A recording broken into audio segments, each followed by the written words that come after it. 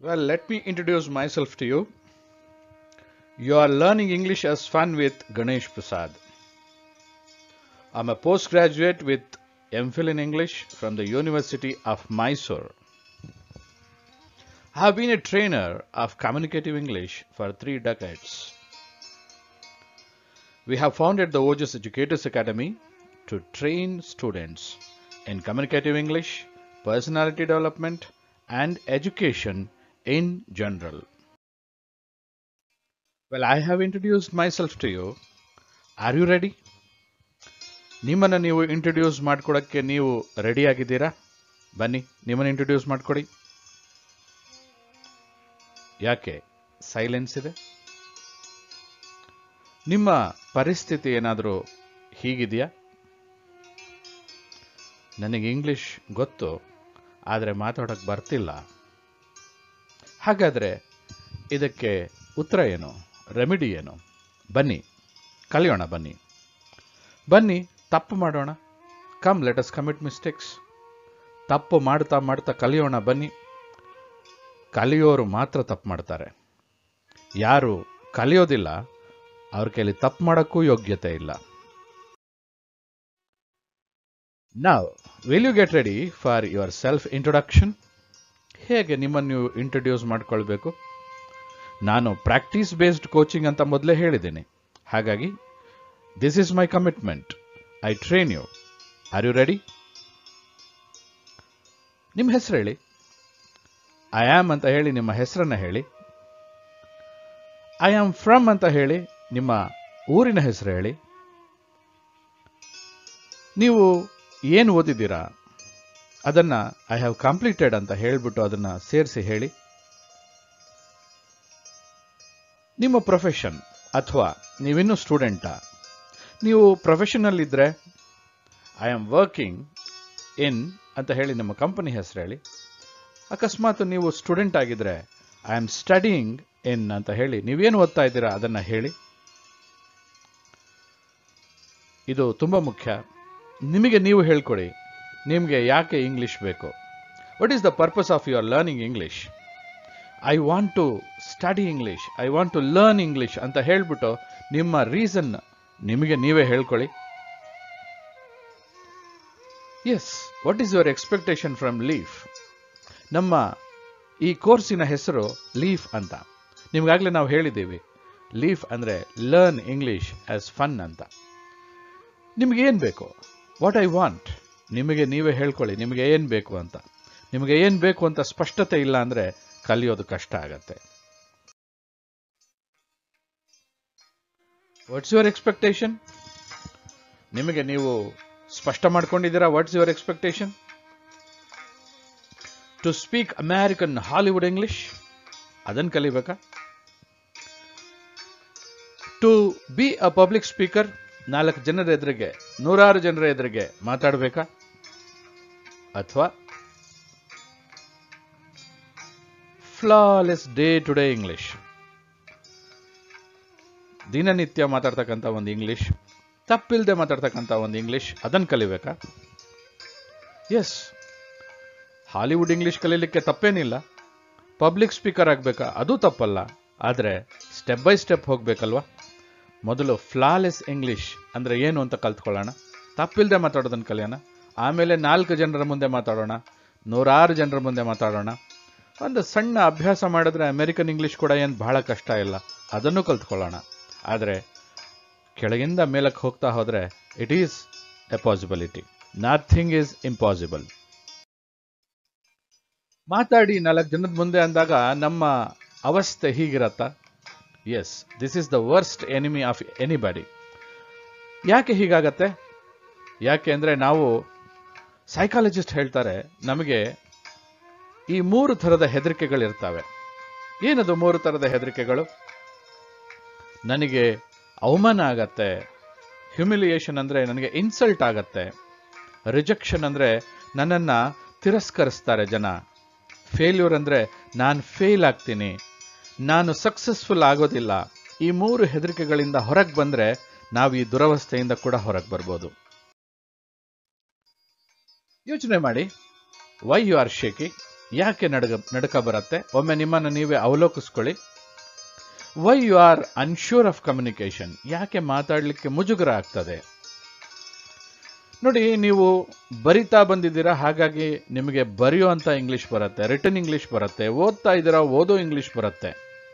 ಹಾಗಾದರೆ ಸ್ಪೋಕನ್ ಇಂಗ್ಲಿಷ್ಗೆ ದಾರಿ ಏನು? If you speak you can learn spoken English. The major problem is we have not trained our tongue. ನಮ್ಮ ನಾಲಿಗೆಗೆ ನಾವು ಟ್ರೈನಿಂಗ್ ಕೊಟ್ಟಿಲ್ಲ, ಹಾಗಾಗಿ ನಮಗೆ ಇಂಗ್ಲಿಷ್ ಮಾತಾಡ್ಲಿಕ್ಕೆ ಬರೋದಿಲ್ಲ. ಬರೆಯಕ್ಕೆ ಬರುತ್ತೆ, ಓದಕ್ಕೆ ಬರುತ್ತೆ, ಕೇಳಿಸ್ಕೊಳ್ಳೋಕ್ಕೂ ಬರುತ್ತೆ, ಅರ್ಥ ಮಾಡ್ಕೊಳ್ಳೋಕ್ಕೂ ಬರುತ್ತೆ, ಆದರೆ ಮಾತಾಡಕ್ಕೆ ಬರಲ್ಲ ಅನ್ನೋದು ತುಂಬ ಜನರ ಒಂದು ಸಮಸ್ಯೆ. ಯಾಕೆ ಹೀಗಾಗತ್ತೆ? ಯಾಕಾಗತ್ತೆ ಅಂದರೆ ನಾವು ನಮ್ಮ ನಾಲಿಗೆಗೆ ಟ್ರೈನಿಂಗ್ ಕೊಟ್ಟಿಲ್ಲ. ಮಾತಾಡೋಣ, ಮಾತಾಡಬೇಕಾದ್ರೆ ಇಂಗ್ಲಿಷ್ನಲ್ಲೇ ಆಲೋಚನೆ ಮಾಡೋಣ, ಟ್ರಾನ್ಸ್ಲೇಷನ್ನ ಅವಾಯ್ಡ್ ಮಾಡೋಣ. ಟ್ರಾನ್ಸ್ಲೇಷನ್ ಕಲಿಬೇಕು, ಆದರೆ ಕಲಿತು ಅದನ್ನು ಪಕ್ಕಕ್ಕಿಡಬೇಕು. ಆವಾಗ ನಮಗೆ ಇಂಗ್ಲಿಷ್ನಲ್ಲಿ ಮಾತಾಡಲಿಕ್ಕೆ ಸಾಧ್ಯ ಆಗತ್ತೆ. ಸ್ವಲ್ಪ ಚೆನ್ನಾಗಿ ಕೇಳಿಸ್ಕೊಳ್ಳೋಣ. A good listener is a good speaker. ನಾವು ನಮ್ಮ ನಾಲಿಗೆನ ಮತ್ತು ನಮ್ಮ ಮುಖದಲ್ಲಿರ್ತಕ್ಕಂಥ ಎಲ್ಲ ಆರ್ಗನ್ಗೂ ಒಂದು ಟ್ರೈನಿಂಗ್ ಕೊಟ್ಕೊಳ್ಬೇಕು. Train your tongue and the organs of speech to be a skilful speaker. ಇದು ತುಂಬ ಮುಖ್ಯ. ಅದು ಯಾವಾಗ ಸಾಧ್ಯ ಆಗತ್ತೆ ಅಂದರೆ OTP ಅನ್ನೋದನ್ನ ಅರ್ಥ ಮಾಡಿಕೊಂಡ್ರೆ ಸಾಧ್ಯ ಆಗತ್ತೆ. OTP ಅಂದರೆ ಏನು? Observe, train your self and practice. ನೀವು ಎಲ್ಲವನ್ನು ಗಮನಿಸಬೇಕು, ನಿಮ್ಮನ್ನು ನೀವು ಟ್ರೈನ್ ಮಾಡಿಕೊಳ್ಬೇಕು, ಮತ್ತು ಪ್ರಾಕ್ಟೀಸ್ ಮಾಡಬೇಕು. ಆಗ ಮಾತ್ರ ನಮಗೆ ಯಾವುದು ಕೂಡ ಕಷ್ಟ ಆಗೋದಿಲ್ಲ. ಹೇಗೆ ಸ್ಪೋಕನ್ ಇಂಗ್ಲಿಷ್ ಕಲಿಯೋದು? ನಿಮ್ಗೇನಾದರೂ ಗೊತ್ತಾ? ಒಂದಂತೂ ಸತ್ಯ, ನಾವು ನಮ್ಮ ಮನಸ್ಸನ್ನು ಮಾಡಬೇಕು. ಮನಸ್ಸಿನಲ್ಲಿ ಪಾಸಿಟಿವಿಟಿ ಇರಬೇಕು. ಏನು ಪಾಸಿಟಿವಿಟಿ? ಏನು ಬೇಕಾದ್ರೂ ಕಲಿತೀನಿ ಅನ್ನೋ ಅಂಥ ಒಂದು ಪಾಸಿಟಿವಿಟಿ ಇರಬೇಕು. ಅದಾದಮೇಲೆ ಏನು ಗೊತ್ತಿಲ್ಲ ಅದನ್ನು ತಿಳ್ಕೊಳ್ಳೋಕೆ ಮುಂಚೆ ಏನು ಗೊತ್ತು ಅನ್ನೋದ್ರಿಂದ ಪ್ರಾರಂಭ ಮಾಡಬೇಕು. ಅಲ್ಲಿಂದ ಶುರು ಮಾಡಿಕೊಂಡು ಯಾವುದು ಕಷ್ಟ ಆಗೋದಿಲ್ಲ ಅಂತ ಮುಂದುವರಿಬೇಕು. ಏನು ಗೊತ್ತಿಲ್ಲ ಅದರಿಂದ ಏನು ಗೊತ್ತಿದೆ, ಅದರಿಂದ ಏನು ಗೊತ್ತಿಲ್ಲದ ಕಡೆಗೆ ನಡೆಯೋದೇ ಒಂದು ಸಾಧ್ಯತೆ. ಹಾಗೆ ಕಲಿತಾಗ ಮಾತ್ರ ನಾವು ಏನನ್ನು ಬೇಕಾದ್ರೂ ಕಲಿತೀವಿ. Leaf knows that the aspirants can understand but can't express satisfactorily. ಕೇಳಿಸ್ಕೊಳ್ತಿರ್ತಕ್ಕಂಥ ನೀವೆಲ್ಲರೂ ನಿಮಗೆ ಅರ್ಥ ಆಗತ್ತೆ, ಆದರೆ ಮಾತಾಡಲಿಕ್ಕೆ ಎಕ್ಸ್ಪ್ರೆಷನ್ ಕೊಡ್ಲಿಕ್ಕೆ ಬರೋದಿಲ್ಲ ಅನ್ನೋದು ಲೀಫ್ಗೆ ಚೆನ್ನಾಗಿ ಗೊತ್ತು. Leaf knows that because of little exposure and opportunity many are not able to communicate. ನಿಮಗೆ ಅಪರ್ಚುನಿಟಿ, ಅವಕಾಶಗಳು ಕಡಿಮೆ, ಮತ್ತೆ ಇಂಗ್ಲಿಷ್ಗೆ ಹೆಚ್ಚು ನೀವು ನಿಮ್ಮನ್ನು ತೆರ್ಕೊಂಡಿಲ್ಲ. ನಿಮ್ಮನ್ನು ನೀವು ಹೆಚ್ಚು ತೆರ್ಕೊಂಡ್ರೆ it is not impossible thing. ಓದೋದು ಬರೆಯೋದ್ರಲ್ಲೇ ನಮ್ಮ ಎಜುಕೇಶನ್ ಸಿಸ್ಟಮ್ನಲ್ಲಿ ತುಂಬ ಗಮನ ಕೊಟ್ಬಿಟ್ಟಿದ್ದಾರೆ. ಕೇಳಿಸ್ಕೊಳ್ಳೋದು, ಮಾತಾಡೋದಕ್ಕೆ ಹೆಚ್ಚು ಗಮನ ಕೊಟ್ಟಿಲ್ಲ, ಹೆಚ್ಚು ಟ್ರೈನಿಂಗ್ ಕೊಟ್ಟಿಲ್ಲ. ಓದೋದಕ್ಕೆ ಬರೆಯೋದಕ್ಕೆ ಟ್ರೈನಿಂಗ್ ಕೊಟ್ಟಿದ್ದಾರೆ. ಎಷ್ಟು ಎಕ್ಸಾಮ್ಸ್ಗಳನ್ನ ಬರೆದಿದ್ದೀವಿ ನಾವು, ಎಷ್ಟನ್ನು ಓದಿದ್ದೀವಿ ನಾವು. ಆದರೆ ಕೇಳಿಸ್ಕೊಳ್ಳೋಕ್ಕೆ ಟ್ರೈನಿಂಗ್ ಏನು ಕೊಟ್ಟಿದ್ದಾರೆ? ಮಾತಾಡಲಿಕ್ಕೆ ಏನು ನಮಗೆ ಅವಕಾಶ ಕೊಟ್ಟಿದ್ದಾರೆ ಈ ಎಜುಕೇಷನ್ ಸಿಸ್ಟಮ್ನಲ್ಲಿ? ಹಾಗಾಗಿ ಸಮಸ್ಯೆ ಅಷ್ಟೇ. ಸೊ ಇದರಿಂದ ಏನಾಗಿದೆ, ನಮಗೆ ಮಾತಾಡಲಿಕ್ಕೆ ಕಷ್ಟ ಆಗ್ತಾ ಇದೆ. ನಾವು ತುಂಬ ಸೈಲೆಂಟ್ ಆಗ್ತೀವಿ, ನಮ್ಮ ಬಾಯಿ ಮುಚ್ಕೊಳ್ಳೋ ಸ್ಥಿತಿಗೆ ಬರ್ತೀವಿ. ಟು ಕೀಪ್ ಅವರ್ ಸೆಲ್ಫ್ಸ್ ಮಮ್. ಯಾಕೆ ಅಂದರೆ ನಮ್ಮ ಟ್ರೈನಿಂಗಿನ ಫೇಲ್ಯೂರ್ ಅದು. ನಮ್ಮ ಸಿಸ್ಟಮ್ ಫೇಲ್ಯೂರ್ ಆಗಿದ್ದರಿಂದ ನಾವು ಈ ಸ್ಥಿತಿಗೆ ಬಂದಿದ್ದೀವಿ. ನೀವು ಪ್ರಶ್ನೆಗಳಿದ್ರೂ ಕೂಡ ಅಗಾಧವಾದ ಅಮ್ಟೀನ್ ಅಂದರೆ ತುಂಬ ಪ್ರಶ್ನೆಗಳಿವೆ, ಗೊಂದಲಗಳಿವೆ, ಸಂದೇಹಗಳಿವೆ. ಆದರೆ ಕೇಳಕ್ಕೆ, ಬಾಯಿ ಓಪನ್ ಮಾಡಲಿಕ್ಕೆ ಕಷ್ಟ ಆಗಿದೆ. ಯಾಕಂದರೆ ನಮ್ಮ ಕಮ್ಯುನಿಕೇಟಿವ್ ಇಂಗ್ಲಿಷ್ನ ನಾವು ಟ್ರೈನ್ ಮಾಡ್ಕೊಂಡಿಲ್ಲ. ಯಾರನ್ನ ಅಂತ ಬ್ಲೇಮ್ ಮಾಡೋಣ? ಇದು ಕೇವಲ ಸ್ಟೂಡೆಂಟ್ಸ್ ಅಷ್ಟೇ ಅಲ್ಲ, ಎಷ್ಟೋ ಜನ ಉದ್ಯೋಗಸ್ಥರು ಕೂಡ ಈ ಒಂದು ಅವಸ್ಥೆಯಲ್ಲಿದ್ದಾರೆ. ಹಾಗಾದರೆ ಇದೊಂದು ತುಂಬ ಕಷ್ಟವಾದಂಥ ಒಂದು ವಿಚಾರ. ಇದನ್ನು ನಾವು ಏನಾದರೂ ಮಾಡಿ ಇದಕ್ಕೊಂದು ಉತ್ತರ ಕಂಡುಹಿಡಿಯಲೇಬೇಕು. We have to find out a remedy for this. It may be a hard nut to crack, but we need to break the ice and let's break it now. ಈಗ ನಾವು ಇದಕ್ಕೊಂದು ಉತ್ತರವನ್ನು ಕಂಡುಕೊಳ್ಳೋಣ, ಬನ್ನಿ. ಪ್ರಾಕ್ಟೀಸ್ ಹೇಗೆ ಮಾಡೋದು? ಗ್ರಾಮರ್ನ ಪ್ರಾಕ್ಟೀಸ್ ಮಾಡಬೇಕು, ಪದಗಳ ಸಂಪತ್ತನ್ನು ಹೆಚ್ಚು ಮಾಡಿಕೊಳ್ಬೇಕು.